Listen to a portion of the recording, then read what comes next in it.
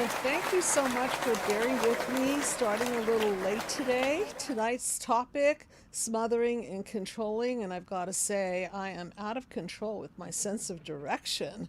Really bad. So, thank you for being in the waiting room and hanging in there. And for those of you who don't already know, I'm Dr. Judy Rosenberg. I am a clinical psychologist and head of the Psychological Healing Center, and also the creator of the mind map system for healing. And I'm going to go over the mind map as I usually do. And just a couple of announcements. First announcement is, if you haven't already grabbed a copy of my book, Be the Cause, Healing Human Disconnect, please do. It is the entire system of healing that I go methodically through panel by panel, and the Be the Cause book is a great way for you to learn the system. And for those of you who want to grab it off of Amazon.com and get the hard copy, you could do that, or get the free PDF just by asking. The other announcement is that you can also learn the mind map system via the 9-panel mind map video series that I created years ago, and it's still available for you to go through and methodically, and I mean very methodically, go through all your wounds of childhood and how they brought you down and how to morph out of the mess.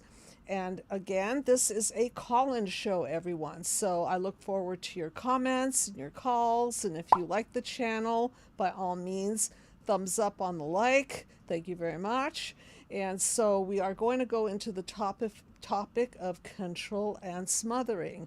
And as many of you know, I do a lot of work with healing from narcissistic abuse. And I'm going to relate the topic of control and smothering to narcissistic abuse because although they are not always correlated, because there are different levels of control, different levels of smothering, but in general, if you smother a child, you're not going to have a lot of growth.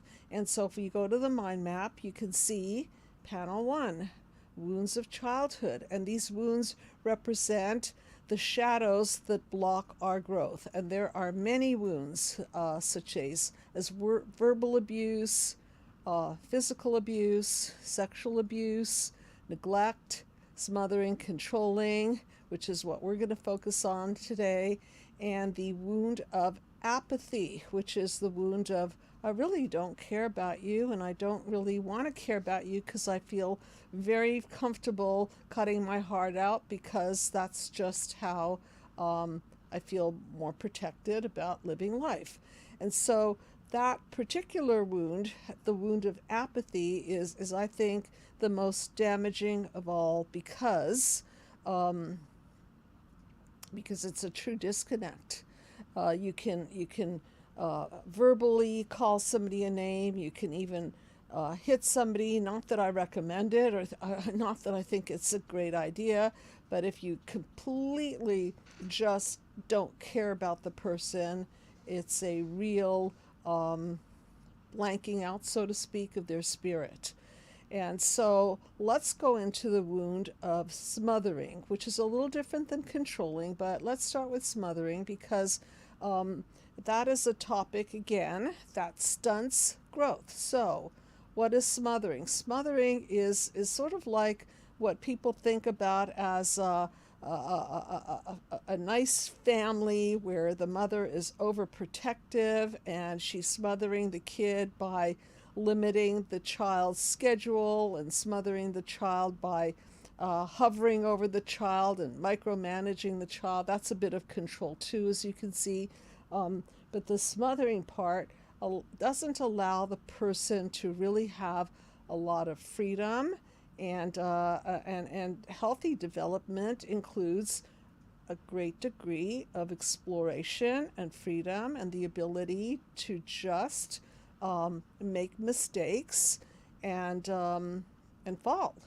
And when you're smothered, it's really, really hard to fall because there's always somebody there to catch you and make sure that they stop you from learning the lesson of what to do so that you don't fall, or at least learning the lesson of what to do when you get up. And so this is a call-in show, everyone, and I'd like to hear about your background on smothering and controlling. And so a lot of different cultures will smother their children just because they they will spoil their. I'll kind of group it all together: smothering and spoiling. Okay, smothering, spoiling. Let's go into that one. So why is spoiling so horrible? Well, you think that it was such a nice thing to spoil your kids, smother them with kisses and love and food and toys and money and all kinds of things. The problem is that oftentimes these rewards are not earned. And when they are not earned, it makes a person very lazy. Why should I get up and do the dishes when I'm going to get my allowance anyway? Why should I do my homework when mommy's going to help me fill in the multiple choice quiz anyway? Why should I go to school when daddy has a lot of money and I'm going to inherit it anyway? So what's the problem here? You know, it sounds good to so many people. Wow, inheritance, toys, money, everything. It's a problem. So I don't know if any one of you in the audience has seen the movie Charlie and the Chocolate Factory, but I'm reminded of Veruca, I think is her name. And Veruca, the little girl whose father spoilt the heck out of her by having his company buy thousands and thousands of chocolate bars, because as you recall, there was a golden ticket in one of those bars, and the children that got to the golden ticket got to go to Charlie and the Chocolate Factory. So unlike other children who had to buy their chocolate bar one at a time and hope and wish and pray that they'd get that golden ticket, Veruca's father had a factory of people opening chocolate bar after oh, thank you, Tony. The golden chocolate bar after chocolate bar after chocolate bar. And to no one's surprise, out of those thousands and thousands of bars, Veruca got lucky, if you want to call it lucky. Okay, so you can see that the cards were completely stacked. So my point is that Veruca didn't appreciate anything. And even though she got to go to Charlie's Chocolate Factory, she was a spoilt little brat. And the one-liner that I love so much is when her father gives her this thing, and it's never enough, and she stomps her feet and she says, "I want a pony." I just love that line because I use it with my grandson every time he gets a little spoilt. I say, "Alexander, there she is. I want a pony." And so what is that? So what happens to children that are spoilt and smothered? Well, they don't grow. They don't try. They don't fail. They don't learn from their lessons. And so they sit on their proverbial pillow and they just get lazier and lazier and lazier. And like anything in life, else in life, if we get too lazy, our muscles atrophy, our emotions atrophy, our willpower atrophies, our will atrophies. And so it is a sure pathway to non-success in life. And so it creates this kind of a very unhealthy dependency. And once a child is unhealthily dependent, they don't launch into the world very well, and so they stay stuck with their family, and the family system usually encourages this kind of thing because particularly in some cultures, they're very, very family oriented, and when the family grows, it's not like they grow away from the family, they grow back into the family. So daughter-in-law and son-in-law and grandchildren and great-grandchildren, they all gather at the home of the grandparents, let's say, and then the crowd gets bigger and bigger. Nothing wrong with that. I think it's wonderful, and I think that we as a culture are missing that family togetherness. I'm talking about when the family doesn't really allow you to launch. I remember a case years and years ago. I'll change, obviously, the identity. I'll call him Ted. And Ted was a mommy's boy. And mommy didn't want Ted to leave the nest because mommy and daddy were not getting along. And she was bored without her son by her side. And dad and her were very disconnected anyway. And so there was not a lot of love there. And so she completely got toxically tied to her son, and the son got toxically tied to her.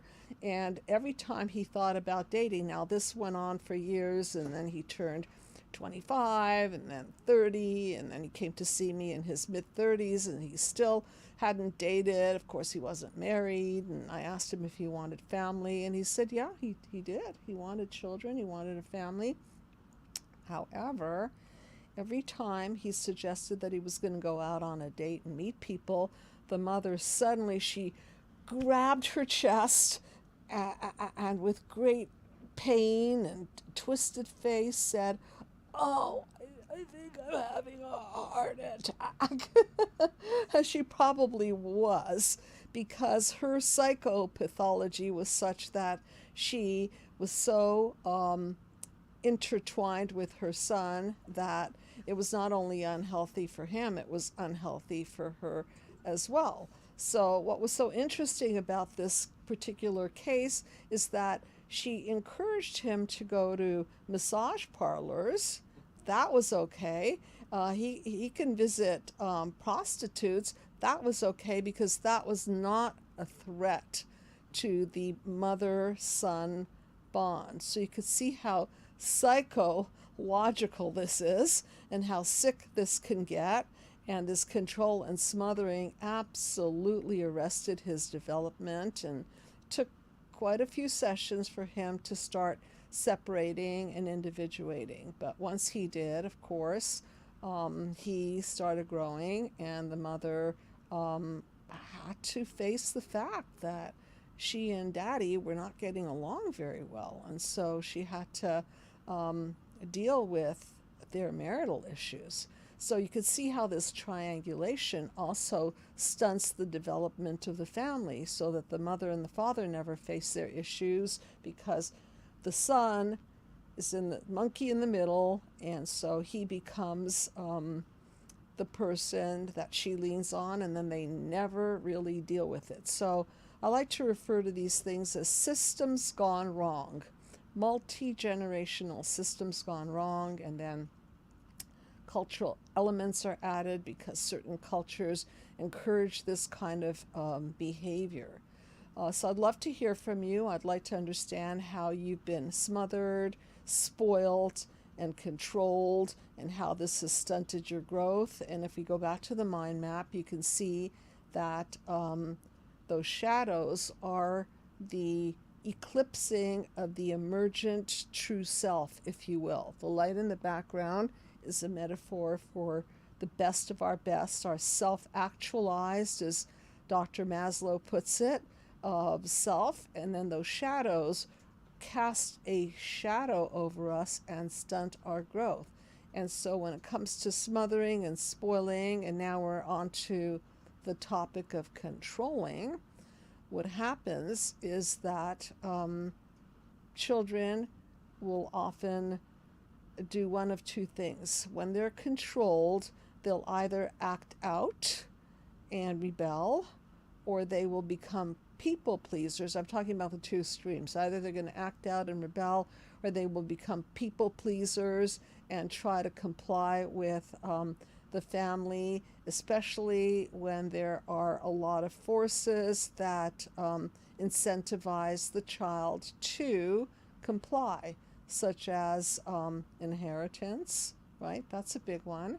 So the control can be in the form of waiving inheritance in front of their children, or threatening to cut them off if they don't comply. Another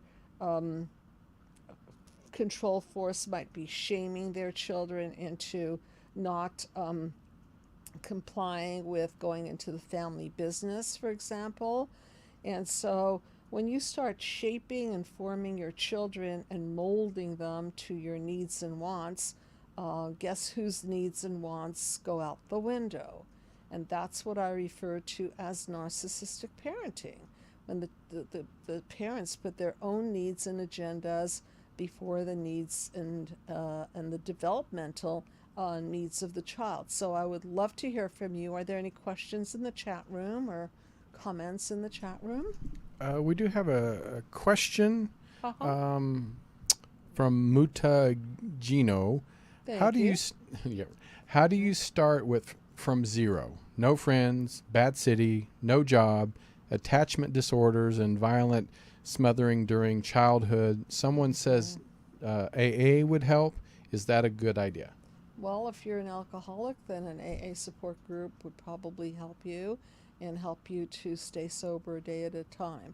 So I'm really sorry that you're going through this because there's nothing worse than feeling so disconnected and so unrooted. And so, how do you deal with ground zero? You have to go back in before you get out. It's a saying that I've had ruminating in my mind for the last week as I'm writing my healing from narcissistic abuse script for my video, which hopefully will be out in the next few months. And please call and ask about it. We're going to be putting information out about that.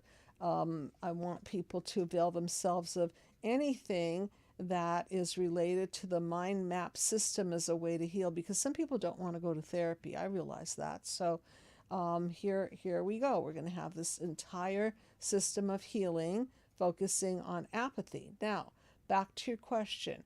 How do you heal from all of this? First of all, if you don't have that foundation from your family of origin, then it's no wonder that you're alienated from the world. It's because we do what I refer to as the WTF. We replicate our family system. So if there was no family system, then you're in this no man's land of no system, no friends, no structure, no nothing. So the first thing I really do highly suggest is grab a copy of my book, Be the Cause. Also listen to the many YouTube videos I put out there on healthy attachment. And I'm going to go over that so that you can understand what we need to form a human psyche. And in order to heal, we have to face the fact that we're missing all these ingredients, because if we didn't get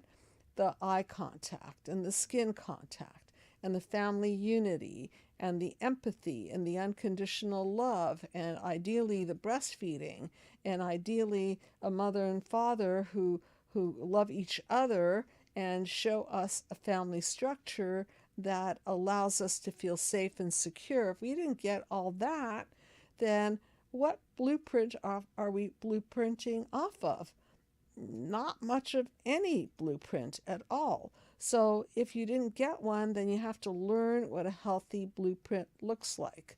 So it's the same thing. If, let's say, you didn't get communication skills from your family, which you probably didn't, then you have to go and learn how to create connection with people. And it's not too late, because you really can learn the fundamentals of attachment theory and then apply it to yourself, mainly starting by developing a relationship with yourself and learning how to self soothe, learn how to develop boundaries so that you don't let a bunch of toxic people in, learn how to invite the right people in, learn who the right people are.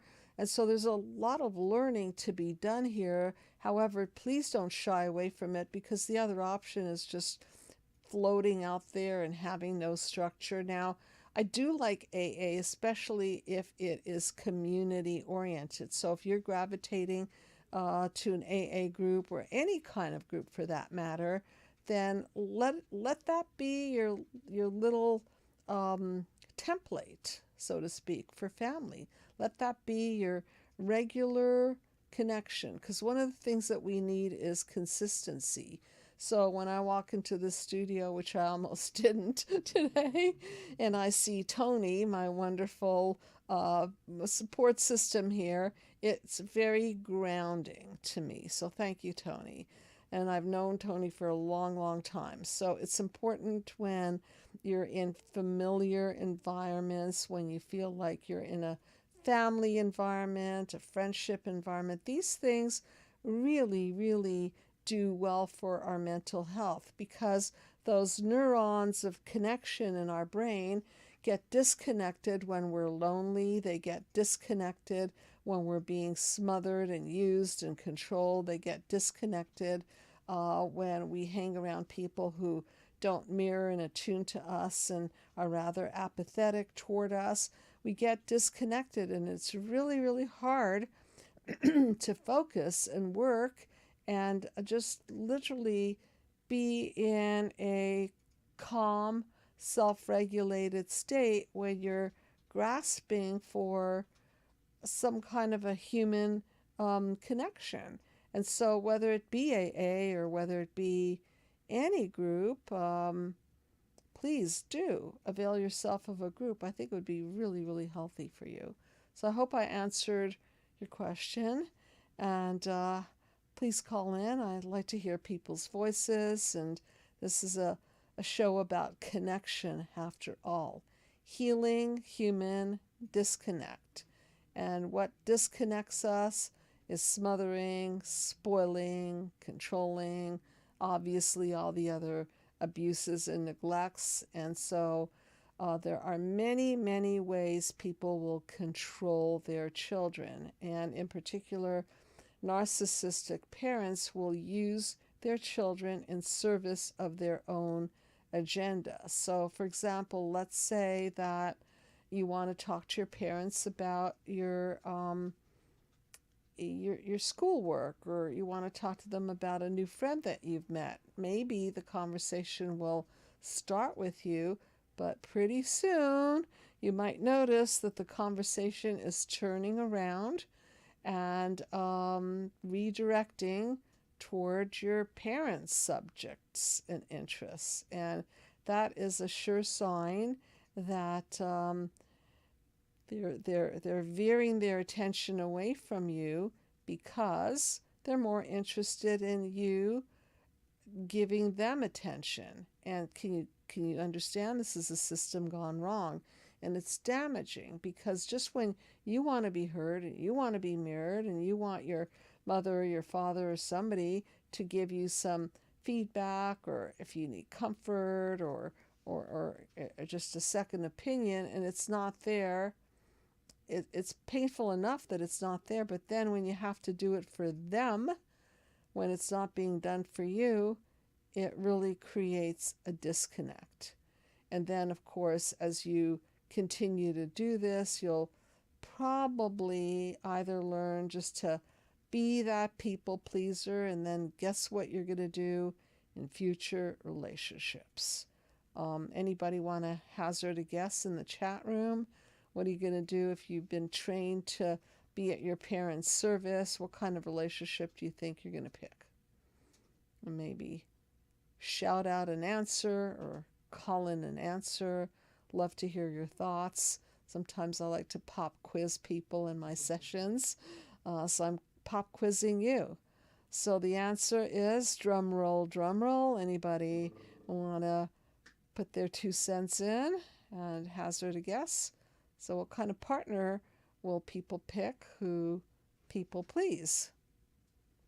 And the answer is probably a very narcissistic one, because a narcissistic partner is more than eager to be pleased and is more than eager to take, and not give. And if you're the giver and the pleaser, you are perfect for them, because they don't have to lift a finger, because you're already used to it and they know it. And so you're wonderful material for them to just sink their taking teeth into and suck out your blood. And that's called the vampiring effect. And if you feel that you're you're being vampired by somebody because you're giving them so much attention, so much love. It could be also so much money, so many gifts, so much, anything, and you're not getting back. Um, that's a problem. Can you see that? So, are you beginning to connect the dots uh, insofar as how the system gone wrong can damage and unbalance and leave you depleted? Not only emotionally, this shows up in the body too. I've spoken about this several times that this kind of a vampiring effect can create headaches in people and backaches and stomach aches and all kinds of aches because the mind and the body are connected. And I know I repeat a lot of these themes in my shows, and I don't mind repeating it because these concepts are so important. And even though I might say it a gazillion times, sometimes it takes that gazillion and 1th time for someone to really connect the dots and open their eyes and have that aha experience. So, control is distinct from creating family boundaries and rules. If you remember, I've spoken about authoritarian parents and laissez-faire parents and parents who are authoritative. And finally, I learned the difference. And the difference is that in an authoritarian family, you are told what to do, military style. Little Johnny, go to bed. Little Mary, pick up your toys. Little Susie, be home by 8. In an authoritative family, the rules are there, but the children are included in the decision making process, and the rules are explained to them so they understand why they need to pick up their toys and why they need to be home by 8. So it's a little more of a group participation and a little bit more leaning toward, well, we have rules, but I want to hear your thoughts. What do you think? You think maybe 8 o'clock for the weekends is a little strict? What should we do? Whenever you include somebody in a decision-making process, you give up control because you're handing over the reins to them. And is that a question? I cannot read that. Please, please. I will read you the question. Please do. Let's see. Mamu says being smothered, controlled, can make individuals want to avoid everyone in later life. Thank you. And do everything on their own. How can people stop being hyper independent? Oh, I love that question. Thank you, Mahmoud. It's true.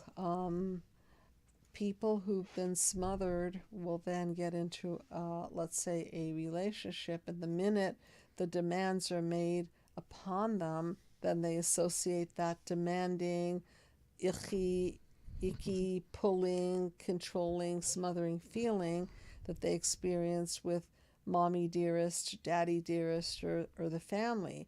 It's almost like, Mahmoud, you probably developed an aversion to that feeling, meaning that you didn't have healthy dependence that led to healthy independence. So what do you do about becoming hyper independent is that you have to go back to the developmental stage of healthy dependency, because not all relationship dependencies at all stages of development are smothering and unhealthy. For example, at age 6 months, you don't want to be hyper independent. You're dependent. You're dependent on the food, you're dependent on the safety, you're dependent. So even though you're not going back to age 6 months, you still have to deal with the feelings and the loss of healthy dependency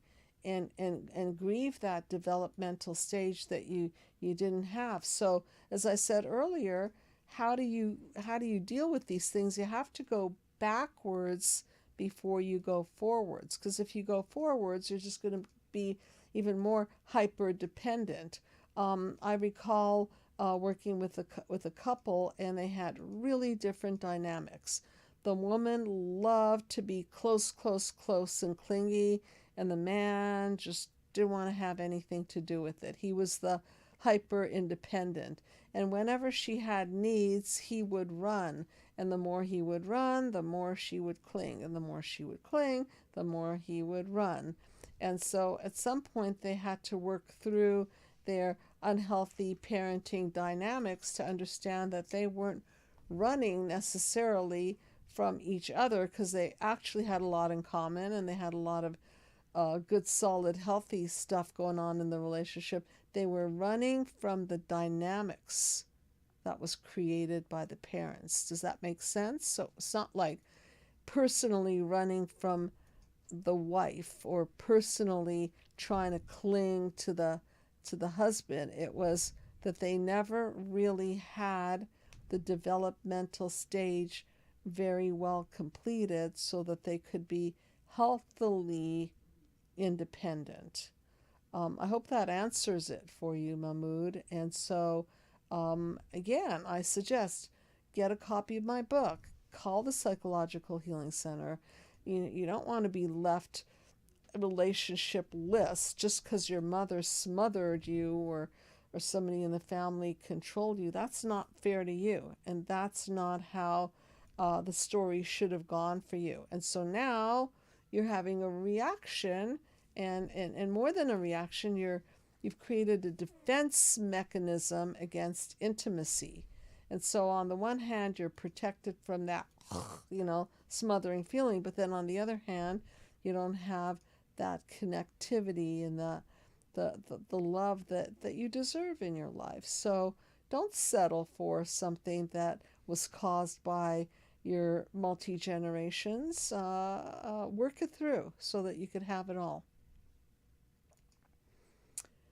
All right, any more questions or calls or anybody else? No calls. Please call in at 323-524-2599. But Mamu said, great insight, Dr. Judy. Thank you. You're welcome. You're welcome. But Ron says, no conflict results in no relationships. However, if you have those relationships, it will create abuse. So how do you deal with that?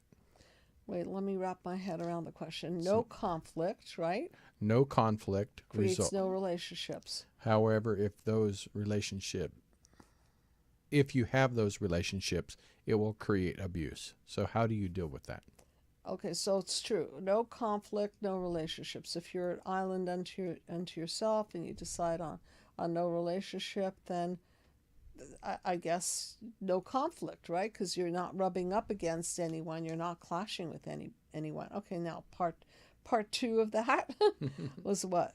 It just says no conflict relationships and no conflict results in no relationships. However, if you have those relationships, it will create abuse. So how do you deal with that? You mean if you have a non-conflictual relationship, it'll create abuse? Is how I'm understanding it. Ron, maybe if you want to or call Ron. Yeah, call in. I'd like to hear from you. I want to get your question straight so I can answer it. So yeah, avoidance is a great solution. It's just that it's a lonely solution. And we do need other human beings for feedback. We do need other people to grow. And if we keep choosing parallel relationships with absolutely no conflict, then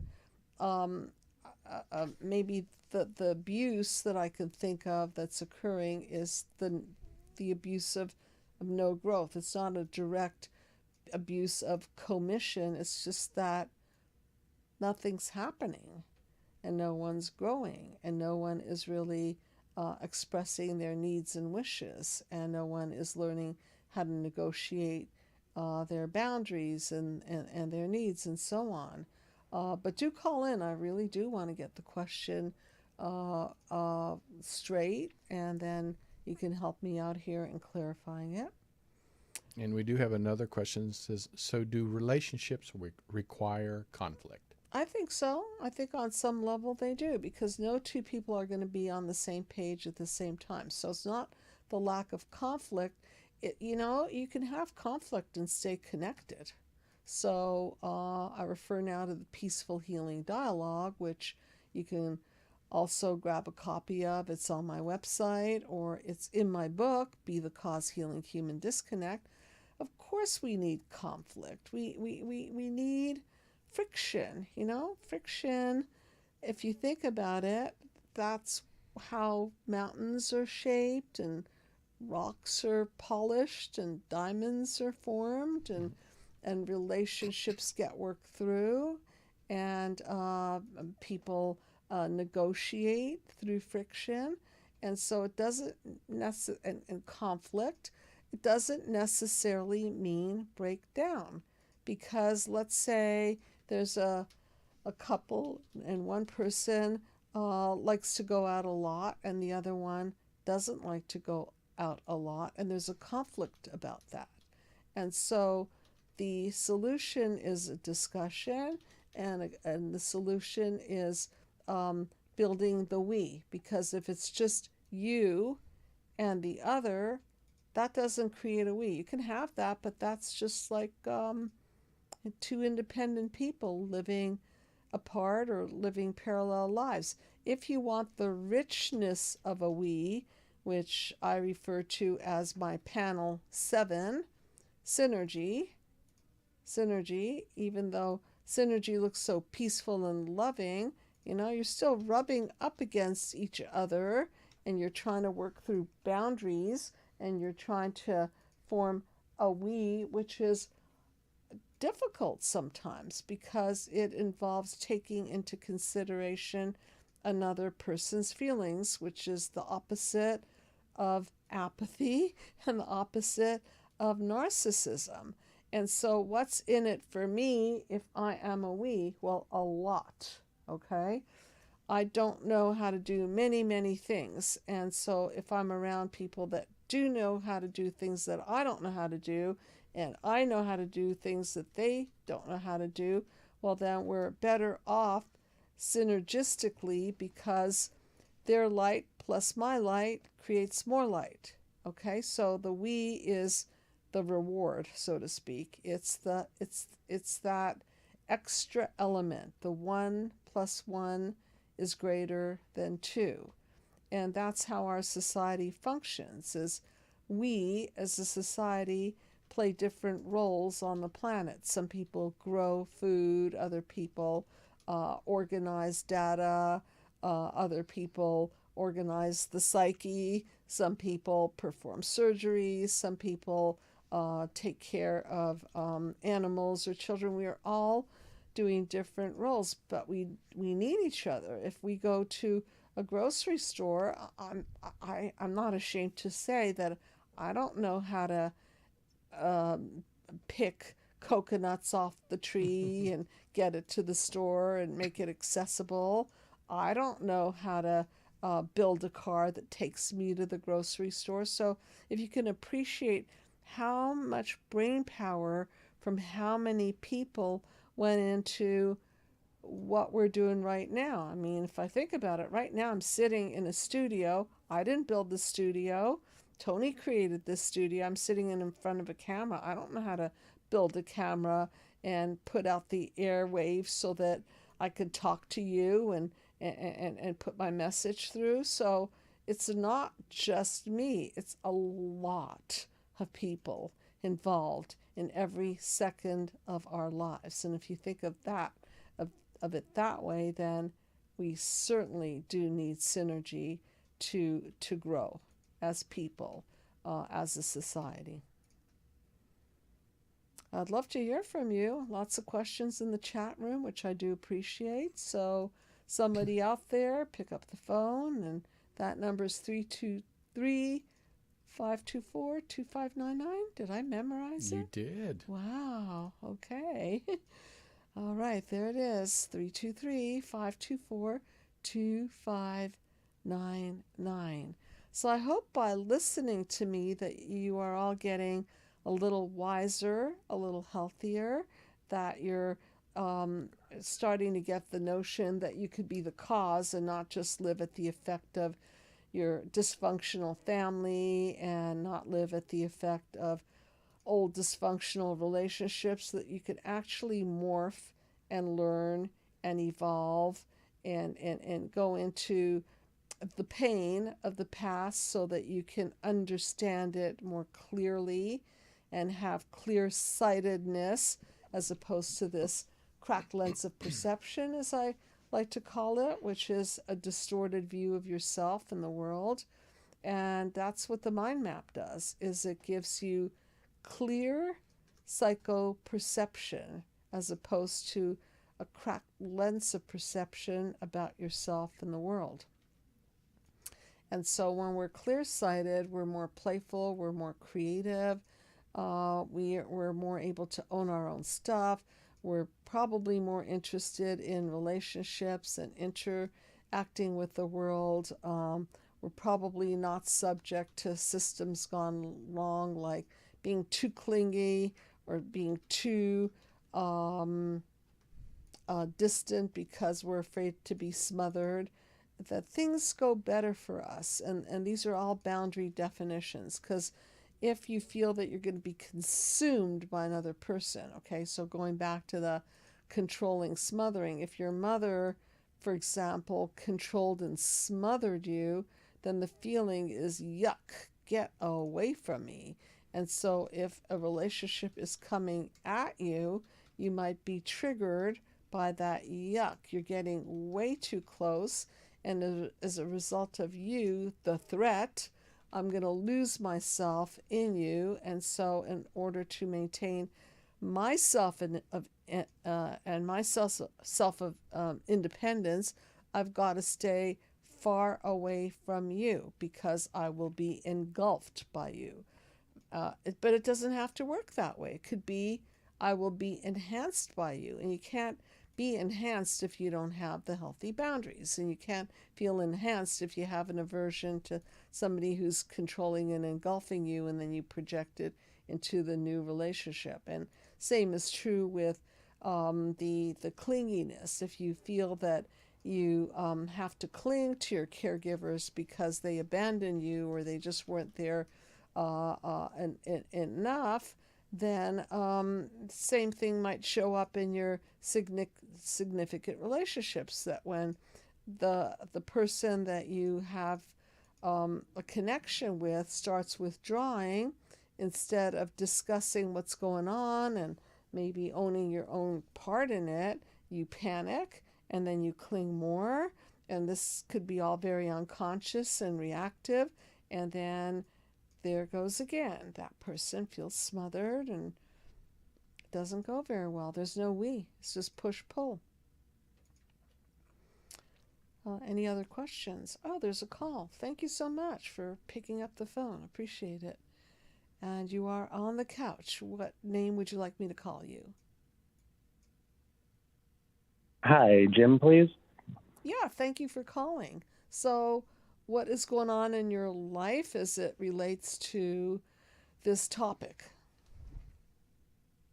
As far as smothering and controlling, Yeah. I grew up with a dictatorial father. Okay. He has referred to himself as a dictator times before. Mm-hmm.